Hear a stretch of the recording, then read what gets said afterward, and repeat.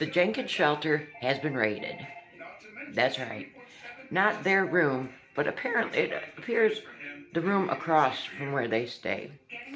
Stephanie gets on FB and she wants to get ahead of this story, so to speak. She puts a short video where you can see the SWAT team outside of the building across the way. Drew, of course, he's outside with his phone, he's got to get all the action, be nosy. But she claims that she wanted to put this up here before people start making their own stories. And then she gets in the comments talking about people are predictable, and she already knows they're going to say that this is Methany's supply. Okay, but here's the thing. Stephanie, she didn't, in this video, and in the actual text, she doesn't express any concern for her children.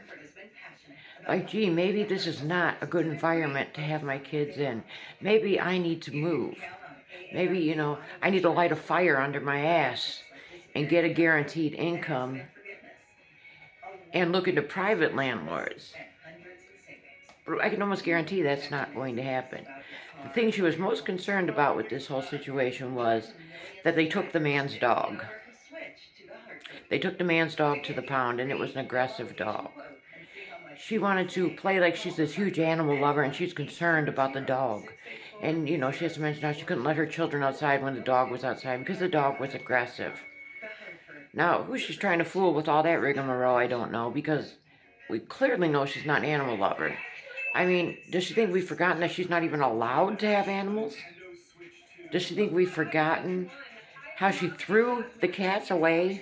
You just abandoned them when they left the one-bedroom apartment? Does she think we'll ever forget about the condition of Milo the cat? That poor cat was so torn up by flea bites and whatever else that 75%, if not more, of his fur was gone. That poor cat was suffering. But to have your kids in this environment and then to see this. So apparently there's an illegal activity going on. Right across, the dumpsters are here. Right over here is where they're raiding. And you can more than likely assume that it was probably a rug-related raid.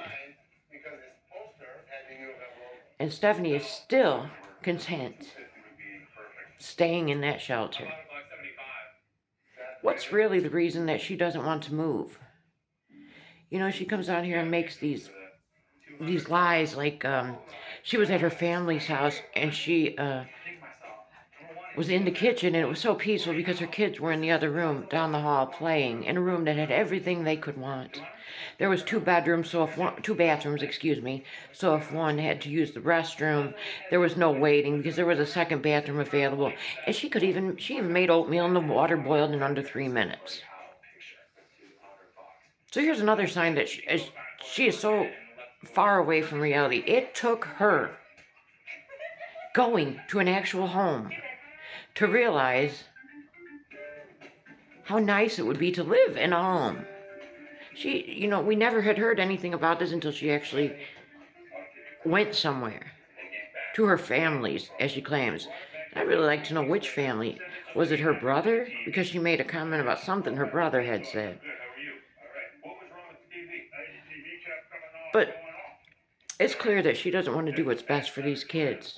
Let me tell you a quick little story here, and then I'm out. Okay, from the ages of about 40 to 45. I'm 48 now. I'm old. I was homeless. Those 5 years I lived on these streets, under bridges, sleeping on trains. I've had this place now 3 years. Very close to 3 years.